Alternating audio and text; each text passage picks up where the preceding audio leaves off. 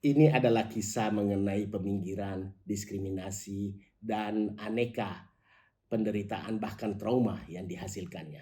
Namun kisah ini bukan hanya berhenti di situ saja. Ini juga adalah kisah mengenai daya tahan, perjuangan, kebesaran hati, dan upaya bersama banyak pihak untuk mendukung kesetaraan dan keadilan sosial dan inklusi di kampus Universitas Hasanuddin dan di kota Makassar. Lewat pengalaman Lala Nabila dan Pusat Disabilitas Universitas Hasanuddin, kami menyajikan transformasi bertahap dari kemitraan akademik atau penelitian yang kemudian secara bertahap menjadi aksi nyata di lapangan untuk inklusi, kesetaraan, dan keadilan sosial. Selamat menyaksikan.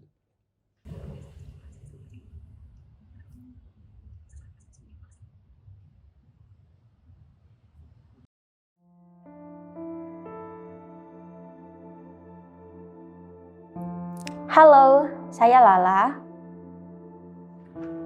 Saya menjadi buta di usia 14 tahun.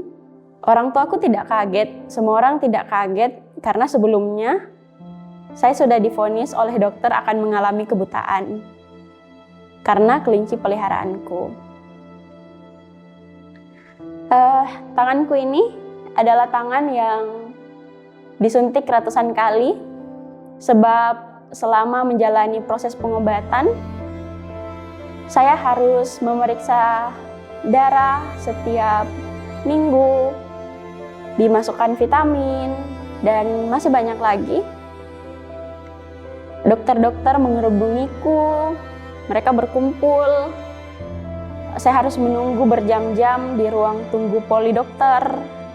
Dan bagi anak-anak itu sangat tidak menyenangkan. Saya sangat trauma dengan rumah sakit dan dokter. Saat saya akhirnya menjadi buta dan otomatis pengobatan itu terhenti karena berarti kita gagal untuk mengusahakan penglihatan itu kembali. Di sisi lain mungkin saya sedih karena saya kehilangan penglihatan, tapi saya jauh lebih bahagia sebab saya tidak harus lagi ke rumah sakit. Saya benci rumah sakit. Setelahnya, saya melanjutkan kehidupanku. Saya berhenti sekolah, tentu saja. Karena di Indonesia, sekolah-sekolah reguler tidak ingin menerima anak yang difabel. Di rumah, saya juga sempat patah hati karena saya tidak lagi diizinkan untuk memelihara kelinci dan tidak lagi bisa melukis.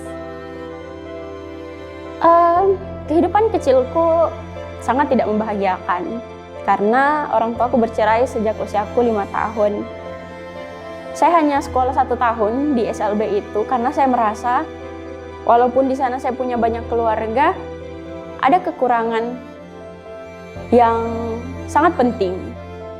Di SLB itu saya merasa bahwa saya cuma diajar memijat dan tidak dimaksimalkan di pengetahuan kognitif. Akhirnya saya bilang sama mamaku, waktu itu malam-malam saya telepon mamaku yang ada di rumah, saya bilang, "Mak, kayaknya saya sudah mau keluar dari asrama. Kayaknya saya sudah mau sekolah di sekolah lain. Pokoknya yang tidak di SLB, di sekolah reguler. Karena saya mau rasa bagaimana belajar IPA, IPS, matematika, kimia." Tapi mamaku bilang, "Nggak usah, tinggal di situ saja. Kalau kau keluar, siapa yang akan urus kau? Siapa yang akan temani kau? Siapa yang akan terima kau? Tidak ada tempat lain yang akan terima kau selain di sekolah luar biasa." Saya patah hati, tapi saya tetap berusaha untuk tidak. Kayaknya saya harus sekolah di tempat lain. Akhirnya, saya bilang ke guruku, "Ibu, saya tidak mau lanjut SMA di sini. Saya minta ijazahku karena saya mau daftar sekolah di SMA lain." Guru-guru di SLB langsung mendiamkan saya. Beberapa dari mereka bilang ke saya, "Sekolah di luar itu mahal. Jangan kok sekolah di luar karena orang-orang pintar yang sekolah di luar.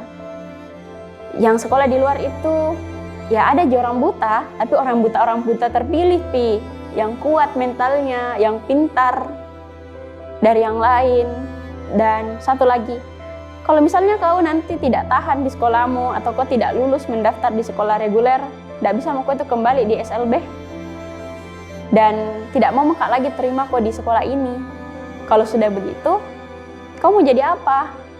Karena tidak ada tempat lain yang bisa terima kau selain SLB. Saya takut. Saat itu saya takut kehilangan keluargaku. Saya takut bahwa keinginanku sekolah di sekolah lain itu akan membuat saya kehilangan semuanya. Tapi saya memberanikan diriku karena saya pikir lagi, saya ini cuma mau belajar. Dan kalau saya nanti diharapkan menjadi tukang pijat seperti teman-teman difabel lain yang diarahkan menjadi tukang pijat, saya tidak kuat karena saya punya fisik yang lemah. Akhirnya saya memutuskan untuk tidak masalah kalau misalnya pun saya tidak lulus di SMA dan tidak berhasil bertahan di SMA, mungkin saya tidak usah SMA. Lalu saya mengumpul berkas-berkasku. Saya ingat waktu itu berhari-hari saya pulang di rumah tapi mamaku tidak mengajak saya bicara, mendiamkan saya, bahkan memukuli saya. Karena mamaku berpikir, aduh kalau kau sekolah lagi di luar asrama, kau merepotkan saya. Karena pasti saya yang harus antar kau, saya yang harus bacakan buku-buku pelajaranmu dan lain-lain. Akhirnya saya berusaha untuk kumpulkan berkas-berkasku, ijazah, akte kelahiran, dan lain-lain yang dibutuhkan. Kemudian saya pergi ke sekolah sendiri untuk mendaftar dan tanpa didampingi sama siapa-siapa. Sampai di sekolah, kepala sekolah di sana ternyata juga tidak mau menerima saya. Kata mereka, maaf karena di sini belum ada layanan khusus untuk disabilitas.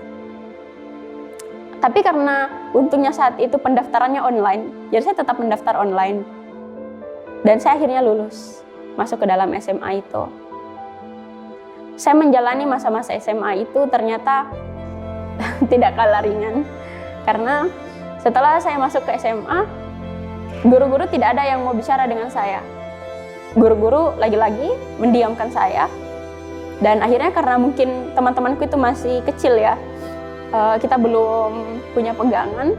Karena guru-guruku tidak mengabaikan saya, mereka mengabaikan saya. Akhirnya teman-temanku ikut-ikutan, tidak ada yang mau berteman sama saya. Dari sana, saya merasa bagaimana kehidupanku ini. Keluarga tidak mendukung, di sekolah pun saya diperlakukan seperti itu. Lalu bagaimana, siapa yang bisa bantu saya? Akhirnya saya cari organisasi disabilitas dan bertemulah dengan organisasi bernama Pertuni, Persatuan Tunanetra Indonesia, dan Perdik, Pergerakan Difabel Indonesia untuk Kesetaraan.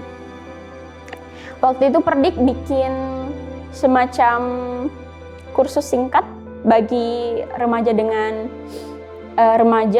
kerentanan seperti disabilitas, broken home, dan lain-lain.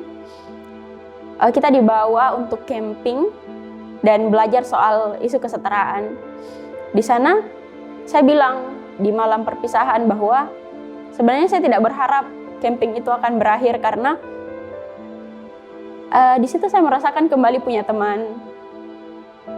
Saya juga bilang ke orang-orang di organisasi bahwa kenapa sih saya sesulit itu untuk diterima di sekolah padahal saya cuma mau sekolah.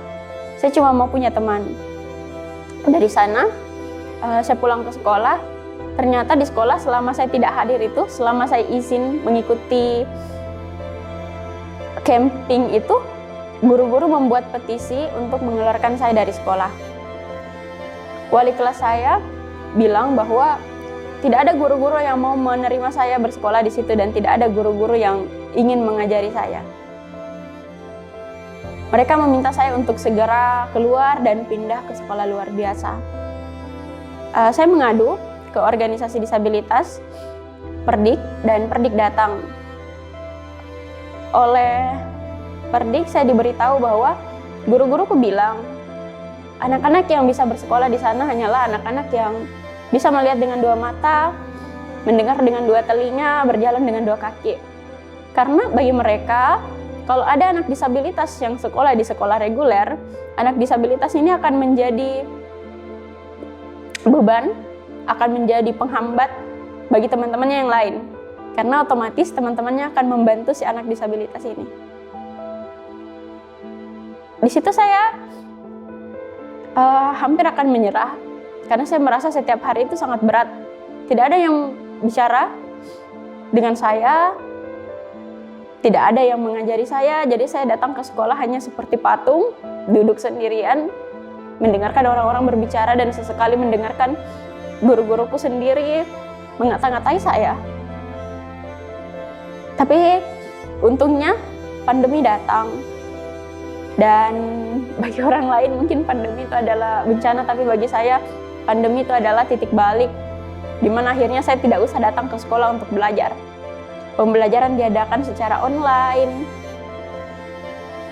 Dan akhirnya guru-guru dan teman-temanku tidak mendapat ruang untuk merundung saya, mengata-ngatai saya, mengejek saya, merusak barang-barang saya. Sebelum pandemi itu, saya ingat ada satu kejadian yang sangat menyakitkan bagi saya, di mana teman kelas saya dengan sengaja melempar botol minum saya sampai pecah berhamburan. Botol minum itu mungkin harganya sangat murah, tapi saya merasa dengan dilemparnya botol itu, harga diri saya, keinginan saya, mimpi-mimpi saya, kepercayaan saya pada sekolah itu juga ikut pecah.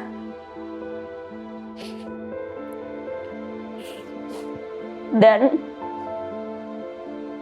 saya tidak akan pernah bisa melupakan botol yang pecah itu. Saat saya lulus, ada proses pendaftaran universitas di mana jalur prestasi. Karena saya sering menulis dan ikut lomba menulis, saya merasa bahwa kalau saya ikut jalur prestasi saya akan diterima. Dan akhirnya saya bilang ke guru-guru saya, "Ibu, apakah saya bisa untuk ikut jalur masuk perguruan tinggi prestasi?" Tapi guru-guru saya bilang kayak, "Kau nggak usah kuliah." Saya bilang, "Ibu, saya juga mau kuliah, Ibu." Tapi guru-guru saya bilang, "Ludahi saya kalau kau bisa kuliah. Karena tidak ada orang buta yang bisa kuliah. Bagaimana caranya?" Akhirnya saya melupakan jalur prestasi itu dan mendaftar sendiri melalui jalur tes berbasis komputer. Saya memilih jurusan ilmu politik di Unhas. Karena yang pertama, saya merasa perlu cari kampus yang masih di kota Makassar, tapi tetap jauh dari rumahku, supaya saya punya alasan untuk tidak tinggal di rumah, saya mau kos. Karena rumah sangat tidak mendukung saya untuk merasa aman dan nyaman belajar dan bermimpi. Akhirnya saya diterima di Unhas, saya benar-benar kos. Saya memilih jurusan ilmu politik itu karena saya merasa permasalahan yang teman-teman difabel rasakan. Kita tidak bisa sekolah, kita dipandang sebelah mata, kita tidak dapat pelatihan kerja yang variatif. Pokoknya kalau orang buta di Indonesia itu pelatihannya pijat, komputer. Kalau difabel fisik, berkursi roda paling menjahit. Kita tidak bisa memilih bidang pelatihan yang beragam. Dan saya rasa semua permasalahan itu ada di tingkat kebijakan dan penguasa. Penguasa yang belum paham sebenarnya apa hak-hak difabel dan bagaimana sulitnya difabel hidup di luar sana. Saya ambil jurusan ilmu politik. Di kampus, untungnya hidup saya yang berat itu perlahan membaik. Saya bertemu banyak sekali teman-teman yang baik, dan saya juga membantu banyak teman, sehingga saya tidak merasa hanya saya nih yang dibantu dan hanya saya yang menjadi beban, tetapi saya juga membantu orang lain. Temanku sulit membayar UKT, saya menginisiasi galang dana, kita menjual pisang coklat, sampai akhirnya uang terkumpul untuk dia lanjut kuliah. Saya memanggil teman-temanku yang lain, yang difabel, yang terpinggirkan, yang juga mengalami hal yang sama dengan saya. Mimpi-mimpinya direbut, mimpi-mimpinya dihambat. Untuk ayo kita bisa kuliah, dan kita tidak salah kalau kita ingin kuliah. Teman-teman mulai kuliah, dan satu hal yang sangat saya syukuri dalam kehidupanku adalah berdirinya Pusat Disabilitas Universitas Hasanuddin. Kenapa? Karena Pusdis yang akhirnya memperlihatkan kepada kampus-kampus lain bahwa difabel bisa sekolah, difabel bisa kuliah, dan sangat tidak masalah ketika mereka butuh bantuan dalam proses perkuliahannya. Di dalam perjalananku bersama teman-temanku yang lain, saya melihat bahwa selama ini orang-orang selalu berpikir bahwa difabel itu terlalu banyak mintanya. Difabel itu terlalu mengoah, kalau kata orang Makassar, serakahlah. Karena kita mau semuanya serba spesial. Kita mau jalanan yang bukan tangga, kalau ada tangga diubah jadi bidang miring. Kita mau setiap jalan itu ada guiding blocknya, setiap trotoar ada guiding blocknya. Kita mau kalau ada foto itu ada deskripsinya. Kita mau kalau ada kegiatan itu harus ada juru bahasa isyaratnya. Pokoknya serba banyak mau. Padahal orang-orang lupa bahwa sebenarnya itu bukan hal yang spesial, tapi itulah hak dasar difabel yang tidak disediakan. Makanya kita minta karena hak itu tidak disediakan. Di kampus, selain bertemu dengan teman-teman baik, perlahan saya bertemu dengan dosen-dosenku. Saya ingat sekali pertama kali saya masuk kuliah, dosen-dosenku itu memang kaget. Mereka memang juga tidak pernah punya mahasiswa difabel buta, dan mereka juga terheran-heran. Kenapa saya bisa main HP tanpa lihat layar? Kenapa saya bisa main laptop dan lain-lain? Tapi setidaknya mereka memilih untuk bertanya atau sekalian diam. Mereka tidak menghujat saya, mereka tidak berasumsi, dan mereka tidak memaki-maki saya di depan kelas seperti apa yang dulunya dilakukan sama guru-guruku di SMA. Kemudian di luar kampus, saya juga mengorganisir komunitas bernama Gemparkan, Gerakan Mahasiswa dan Pemuda untuk Kesetaraan, di mana komunitas ini menjadi tempat teman-teman difabel yang sedang sekolah dan berkuliah, berkumpul, berbagi cerita apa tantangan yang mereka hadapi, dan kita saling membantu di sana. Tidak ada yang lebih baik dari yang lainnya, kita benar-benar setara, kita membantu satu sama lain.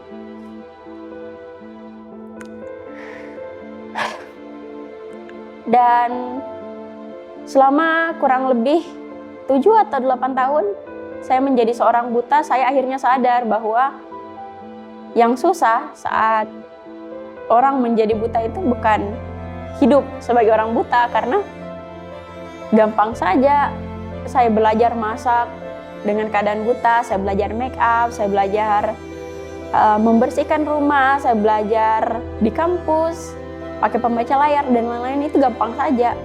Saya tidak pernah merasa sedih karena saya buta, karena saya tidak melihat seperti orang-orang lain, karena menurutku antara melihat pakai mata dan mendengar dengan telinga itu sama saja, tidak jauh berbeda. Tapi yang jauh membuat semua ini terasa sulit bagi kami, setidaknya di Indonesia, adalah karena masih sangat banyak infrastruktur yang dibangun tanpa melibatkan difabel, tanpa memperhitungkan kebutuhan manusia yang beragam, dan masih sangat banyak orang yang diskriminatif, yang ableis, yang merasa dirinya itu lebih kuat, lebih oke, lebih berkuasa dari orang-orang yang tidak sempurna. Saat saya lulus kuliah, saya mengerjakan skripsiku, mengkaji tentang kebijakan kampus terhadap mahasiswa difabel, dan lulus tepat waktu. Saya jujur saja tidak terlalu merasa bahagia karena saya merasa ya perjuangan di Unhas mungkin sudah hampir berakhir, tapi perjuangan di tempat-tempat lain itu masih sangat jauh dari saya merasa bahwa saya adalah wisudawan yang paling malang di dunia. Tapi saya memutuskan, oke lah, saya harus pergi. Saat saya naik ke atas panggung, saya mendengar suara Eugene. Lala, selamat atas kelulusanmu. Kamu membuka jalan agar lebih banyak teman difabel bisa ikut bersinar bersama. Terima kasih untuk tim Pusdis, para dosen, teman-teman dan keluarga yang selalu mendampingi Lala. Terima kasih. Dukungan kalian membuat kampus kita semakin ramah, terbuka dan memberikan ruang bagi semua. Kerja seperti ini sangat berarti di Australia Indonesia Centre melalui program Partnership for Australia Indonesia Research atau PAIR. Kami bangga bisa ikut mendukung berdirinya Pusdis. Selamat kepada Lala atas kelulusan hari ini dari Unhas dengan wisudanya. Ini pencapaian yang luar biasa dan semoga ilmu sangat bermanfaat pada masa depan. Sehat selalu ya. Selamat atas pencapaian sarjana ilmu politik buat Lala Nabila Maiswita. Saya mengenal Lala sudah lama. Pada saat dia ingin memasuki SMA reguler dari SMP luar biasa, dia sudah melakukan self advocacy dan kemudian berhasil melewati masa-masa sulit di SMA yang tentu saja tidak akses. Kemudian dia mendaftar di Universitas Hasanuddin, memilih jurusan Departemen Ilmu Politik, dan kemudian bergabung dengan Pusat Disabilitas Unhas, bersama-sama melakukan pengharusutamaan dan gagasan inklusi disabilitas di perguruan tinggi, melakukan advokasi, mediasi, dan tentu saja terus berupaya berprestasi dan mencapai capaian yang cukup prestisius di Departemen Ilmu Politik, menjadi sarjana ilmu politik. Sekali lagi selamat Lala, dan semoga masa-masa selanjutnya tetap berisi perjuangan dan pencapaian-pencapaian yang terbaik untuk hidupmu dan keluargamu. Saya juga diucapkan secara spesial oleh rektor, dekan, wakil rektor, dan semua orang di sana. Lala, selamat dan selamat untuk keluarga karena hari ini engkau resmi menyandang gelar sarjana. Dengan cara saya pindahkan kau punya tali toga dari kiri ke kanan. Menunduk Nana, Lala. Lala, kau rasakan Lala ya.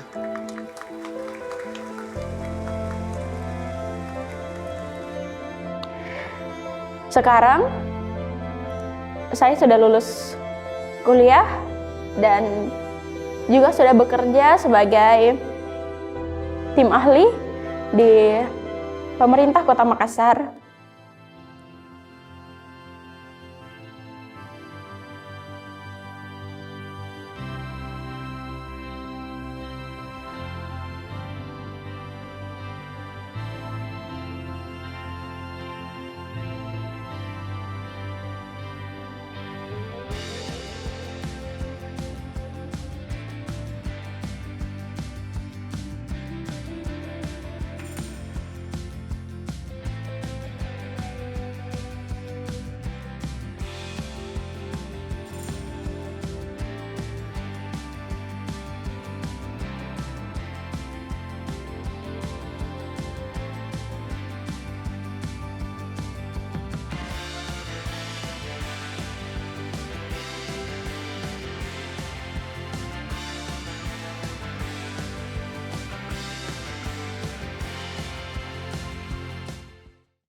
Jalan masih panjang dan masih banyak pekerjaan rumah untuk mewujudkan kampus yang benar-benar inklusif dan setara di Universitas Hasanuddin dan di Kota Makassar.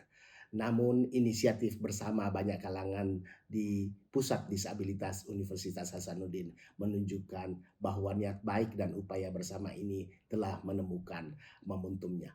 Telah terbentuk komunitas yang bersemangat dan pantang menyerah untuk mewujudkan kesetaraan, inklusi, dan keadilan di banyak layanan dan banyak tempat di kampus dan di kota ini.